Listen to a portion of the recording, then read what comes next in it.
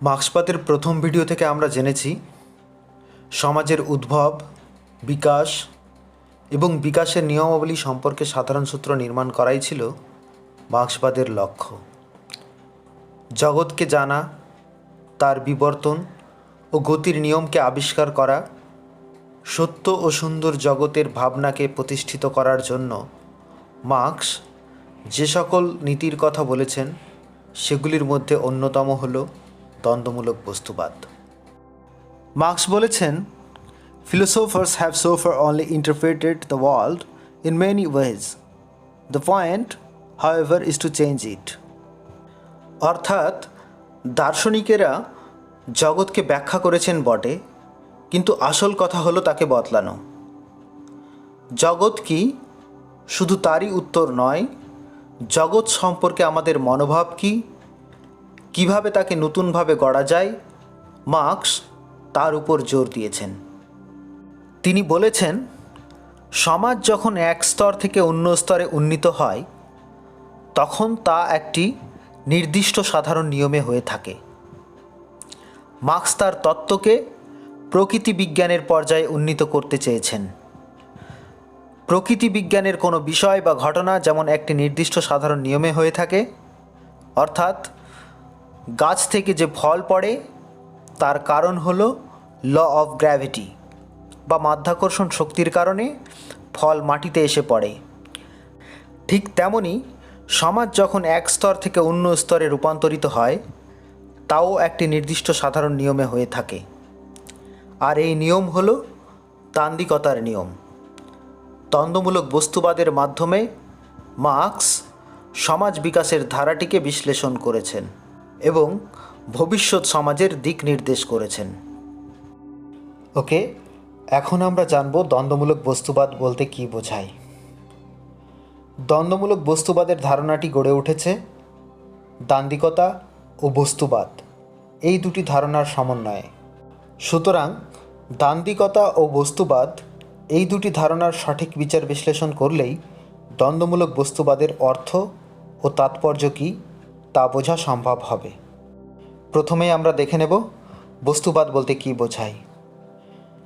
দার্শনিকগণ এই জগৎ বা পৃথিবীর বিভিন্ন ঘটনাবলী, তার উদ্ভব ও বিকাশ সম্পর্কে আলোচনার সময় মূলত দুটি দৃষ্টিভঙ্গি গ্রহণ করে থাকেন। এক, ভাববাদী দৃষ্টিভঙ্গি, দুই, বস্তুবাদী দৃষ্টিভঙ্গি। ভাববাদ অনুসারে ভাব বা আইডিয়াই হলো প্রধান, বস্তু জগৎ হলো ভাবজগতের দৃশ্যমান রূপ। ভাববাদে বলা হয় material world is the reflection of idea, অর্থাৎ আমরা যা কিছু দেখছি, প্রত্যক্ষ করছি, সব কিছুর জন্ম হয়েছে ভাব থেকে। মানুষের মনে প্রথমে ভাব বা চিন্তা আসে, তা থেকেই বস্তুর সৃষ্টি হয় এবং বস্তুর মধ্যে পরিবর্তন ঘটে। ভাববাদ অনুসারে বিশ্ব প্রকৃতির নিয়মাবলী সম্পর্কে সম্পূর্ণ জ্ঞান অর্জন করা সম্ভব নয়। এই মতবাদের প্রধান প্রবক্তা হলেন হেগেল। বস্তুবাদ মনে করে প্রকৃতিগত কারণেই এ জগৎ বস্তুময়, কোনো ভাব বা ধারণা থেকে বস্তুর সৃষ্টি হয়নি। প্রতিটি জিনিসের উৎপত্তির পেছনে থাকে বাস্তব কারণ। মানুষের চিন্তার বাইরেও বস্তুর অস্তিত্ব রয়েছে। বস্তু জগৎ থেকেই মানুষের মধ্যে চিন্তা বা ভাবের জন্ম হয়। বস্তু জগতের পরিবর্তন একটি নির্দিষ্ট সাধারণ নিয়মেই হয়ে থাকে, কোনো ভাব বা চিন্তার দ্বারা নয়। এবার আমরা জানব ডায়ালেকটিক্স বা দ্বন্দ্ববাদ সম্পর্কে। দ্বন্দ্ববাদের ইংরেজি প্রতিশব্দ ডায়ালেকটিক্স শব্দটি গ্রিক শব্দ ডায়ালগো থেকে এসছে। এর অর্থ হল বিতর্ক বা আলোচনার মধ্য দিয়ে সঠিক সিদ্ধান্তে উপনীত হওয়া। দ্বন্দ্ববাদের মাধ্যমে পরিবর্তনকে ব্যাখ্যা করা হয়। দান্দিকতার অন্যতম অর্থ হল দুটি পরস্পর বিরোধী শক্তির সংঘাতজনিত প্রক্রিয়া। মার্ক্সীয় দান্দিক তত্ত্ব সম্পর্কে জানার পূর্বে আমরা দেখে নেব হেগেলের দান্দিকতা সম্পর্কে। হেগেলের মতে জগতের সৃষ্টির পেছনে রয়েছে দ্বন্দ্ব। পৃথিবীতে কোনো কিছুই শাশ্বত নয়, সব কিছুই পরিবর্তনশীল। এই পরিবর্তন ঘটে বৈপরীত্য বা দ্বন্দ্ব থেকে। হেগেলের মতে দ্বন্দ্বের কারণ ভাব বা চৈতন্য, আইডিয়া। তার মতে ভাব জগতের দৃশ্যমান রূপ হল বস্তু জগৎ। বস্তু জগৎ যেহেতু ভাবের প্রতিফলন মাত্র, তাই ভাবের পরিবর্তন বা বিকাশের সাথে সাথে বস্তু জগতেরও পরিবর্তন ও বিকাশ ঘটে। হেগেল দ্বান্দ্বিক পদ্ধতির সাহায্যে মানুষের চিন্তা বা জ্ঞানের অগ্রগতির প্রক্রিয়াকে পর্যালোচনা করেছেন। তিনি দেখিয়েছেন জ্ঞান প্রক্রিয়া চলে দ্বান্দ্বিক পদ্ধতি অনুসরণ করে। জ্ঞানের প্রথম স্তরে যা জানা যায় তা হলো স্থিতি। এই স্তরে কোনো রকম সংঘাত থাকে না, বা থাকলেও তা প্রকাশ পায় না। দ্বান্দ্বিক পরিভাষায় এই স্তরটি হলো বাদ বা থেসিস।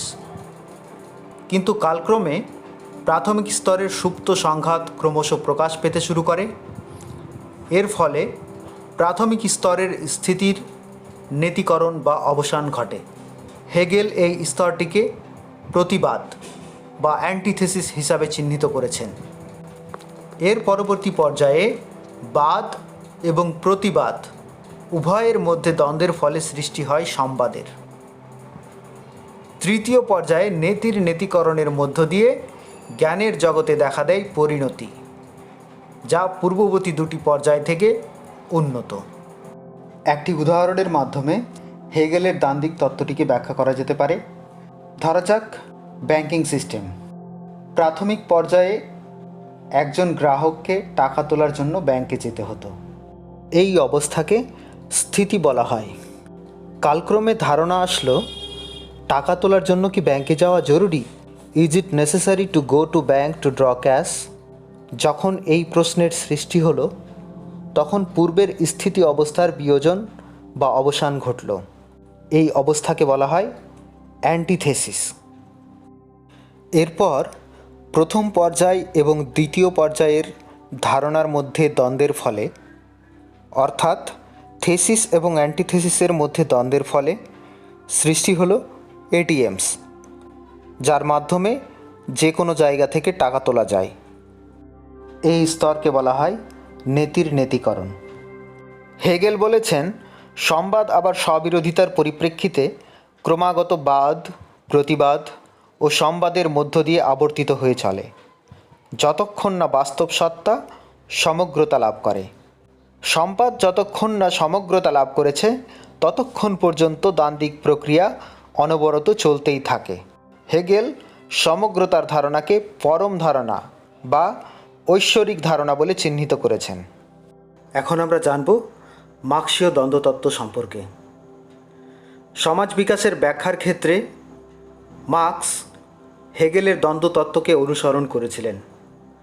তবে তিনি ভাব বা আদর্শের পরিবর্তে বস্তুকে দ্বান্দ্বিক প্রক্রিয়ার মূল শক্তি হিসাবে গণ্য করেছেন। মার্ক্সের দ্বন্দ্বতত্ত্ব অনুসারে সকল বস্তুর মধ্যেই বৈপরীত্য, অসামঞ্জস্য বা অন্তর্নিহিত দ্বন্দ্ব রয়েছে এবং এই দ্বন্দ্বের ফলে বস্তুর মধ্যে পরিবর্তন ঘটে। মার্ক্স দেখিয়েছেন কিভাবে সমাজের মধ্যে দুটি পরস্পর বিরোধী শ্রেণীর মধ্যে দ্বন্দ্বের ফলে সমাজের বিকাশ ও পরিবর্তন ঘটে। সমাজের পরিবর্তন কোনো ভাব বা বিমূর্ত ধারণার দ্বন্দ্বের মাধ্যমে হয় না। সমাজের বিকাশ ঘটে সমাজের মধ্যে অবস্থিত পরস্পর বিরোধী দুটি শ্রেণীর সংগ্রামের মধ্যে দিয়ে। তাই মার্ক্সের দ্বন্দ্বতত্ত্বে ভাব নয়, বস্তুই প্রধান। মার্ক্সবাদে দ্বান্দ্বিকতার মূল তিনটি সূত্র বা নীতিকে বস্তু জগতের প্রেক্ষাপটে বিশ্লেষণ করা হয়। 1. বৈপরীত্যের ঐক্য ও সংগ্রাম। 2. পরিমাণগত পরিবর্তন থেকে গুণগত পরিবর্তনের রূপান্তর। 3. নেতির নেতিকরণ। বৈপরীত্যের ঐক্য ও সংগ্রাম। দ্বন্দ্বমূলক বস্তুবাদ অনুসারে প্রতিটি বস্তু বা সমাজের মধ্যে পরস্পর বিরোধী প্রবণতা বর্তমান। এই পরস্পর বিরোধী প্রবণতা আছে বলেই বস্তু ও ঘটনার মধ্যে স্ববিরোধ থাকে। এই স্ববিরোধিতা বা অন্তর্দ্বন্দ্ব বস্তু ও সমাজের পরিবর্তন ঘটিয়ে থাকে। যেমন সামন্ততান্ত্রিক ব্যবস্থায় সামন্তপ্রভু ও ভূমিদাসের মধ্যে দ্বন্দ্ব ছিল এবং সেই দ্বন্দ্বের ফলে সামন্ততান্ত্রিক ব্যবস্থার অবসান ঘটে এবং ধনতন্ত্রের উদ্ভব হয়।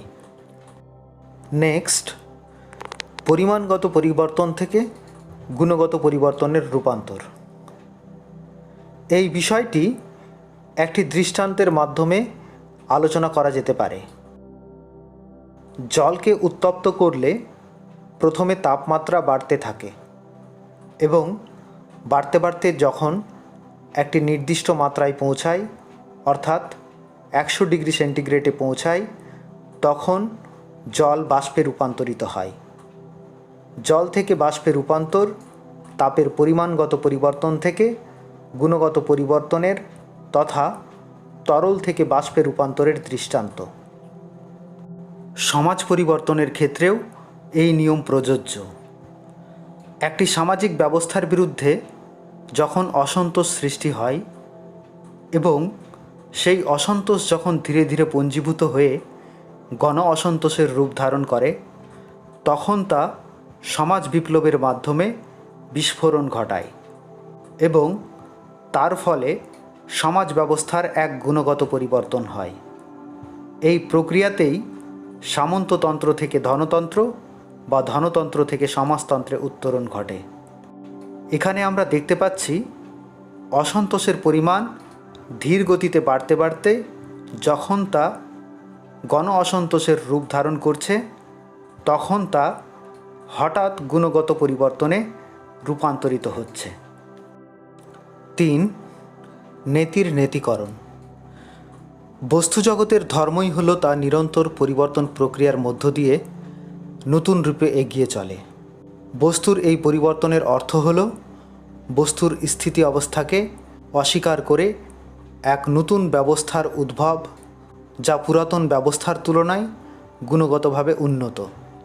নেতির নেতিকরণের অর্থ শুধু বর্তমান অবস্থাকে অস্বীকার করা নয়, এই অস্বীকৃতির অর্থ হল ভবিষ্যৎ প্রগতি বা বিকাশকে সূচিত করা। মার্ক্সীয় মতে এই সূত্র অনুযায়ী সামন্ততন্ত্রের অভ্যন্তরীণ দ্বন্দ্বের ফলে তাকে অস্বীকার করে উন্নত ব্যবস্থা হিসাবে ধনতন্ত্রের উদ্ভব হয়। এটি হলো বাদের অস্বীকৃতি বা প্রতিবাদ। আবার পুঁজিবাদের অভ্যন্তরীণ দ্বন্দ্বের ফলে তাকে অস্বীকার করে উন্নততর ব্যবস্থা হিসাবে সমাজতন্ত্রের উদ্ভব হয়। এটি হলো সংবাদ বা নেতির নেতিকরণ। দ্বন্দ্বমূলক বস্তুবাদের এই নীতিগুলিকে লক্ষ্য করে স্ট্যালিন মার্ক্সীয় দান্দিকতার 4টি বৈশিষ্ট্যের কথা উল্লেখ করেছেন। 1. বস্তু জগতের কোনো বিষয় পরস্পর থেকে বিচ্ছিন্ন বা স্বতন্ত্র নয়, বরঞ্চ পরস্পরের উপর নির্ভরশীল এবং সম্পর্কযুক্ত। 2. বস্তু জগতের সব কিছুই গতিশীল ও বিকাশশীল। 3.